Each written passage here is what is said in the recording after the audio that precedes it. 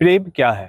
गुरुदेव प्रेम को परिभाषित करते हुए कहते हैं कि जैसे नौका से दरिया पार किया जाता है, वैसे ही प्रेम से भवसागर पार किया जाता है। अब जरा सोचिए कि गुरुदेव ने नौका और दरिया का उदाहरण क्यों दिया है। तो दरिया जब आपको कहीं मिलता है तो आपको उसको पार करना होता है, जाना होता है। वो आपके रास्ते का अवरोध है, वो आपका डेस्टिनेशन नहीं है। तो इस संसार को आप वैसे ही देखिए कि यह संसार ऐसा नहीं है कि जिसमें आप बार बार आएँ और जाएँ और आपको यहीं रहना है। कई लोग ये सोचते हैं कि मैं मुक्ति के लिए मैं प्रयास क्यों करूं, ये जगत तो इतना सुंदर है ही और मुझे तो यहीं रहना है, यहीं जाना है। कि नहीं, ये आपकी अवस्था अभी ये विचार करने की नहीं है। आपका ये अंतिम धाम नहीं है, आपको कहीं जाना है। जैसे लोग अपने गांव जाते हैं, बीच में कोई नदी आ गई, नदी सुंदर है तो आप नदी को देख करके भूल गए कि नहीं, अब मुझे अपने गांव नहीं जाना है, इसी नदी को ही देखते रहना है, इसी नदी में रहना है। नहीं, आपको नदी तो पहले पार करना है। तो आपको एक संसार को पहले पार करना है। आपको ये समझना है कि हम अभी जिस जन्म में हैं, जिस जगत में हैं, वह जगत हमारा अस्थाई नहीं है। हमें यहाँ कुछ दिन के लिए हम आए हैं और हम एक यात्रा के अंग हैं, और उस यात्रा के बीच में एक नदी है।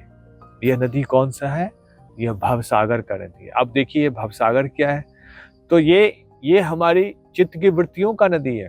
ये ऐसा नहीं है कि जिसमें जैसे हम स्थूल रूप से जल देखते हैं वैसा जल वाला कोई नदी नहीं है। यह जो सागर है, यह हमारे भव का है, मतलब हमारे अस्तित्व का सागर है। और हमारा अस्तित्व किन चीज़ों से बना हुआ है? हमारी इच्छाओं से, हमारी कामनाओं से, हमारी वासनाओं से।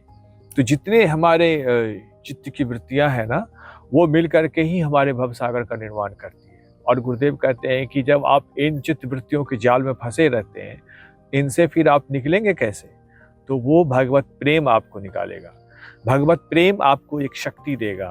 भगवत प्रेम आपके भीतर में समर्पण देगा। भगवत प्रेम आपको तपस्या करने की एक अभिप्सा देगा, और साथ में आपको ऊपर उठाने के लिए, आपको सर्वस्व कुर्बानी देने के लिए प्रेरित करेगा। और यही भगवत प्रेम जितना अधिक आपके भीतर में शुद्ध होता चला जाता है, जितना ही अधिक समर्पण से युक्त होता चला जाता है, विधान से परिचित होता जाता है, तो फिर प्रेम अपना स्वरूप निर्धारित करता है। यही प्रेम हमें मुक्त करता है हमारे सीमित बंधनों से। और ये एक आवश्यक तत्व है। आप साधना कुछ भी करो, आप किसी भी संप्रदाय के रहो, चाहे आप ज्ञान मार्ग की साधना करो, भक्ति मार्ग की करो, या योग मार्ग की करो, या तंत्र मार्ग की करो, चाहे हिंदू बनो, मुसलमान बनो, कोई भी धर्म से, कोई भी संप्रदाय से हो, आपके लिए जो सबसे जरूरी चीज़ है वो है भगवान के प्रति आपके हृदय में प्रेम होना चाहिए।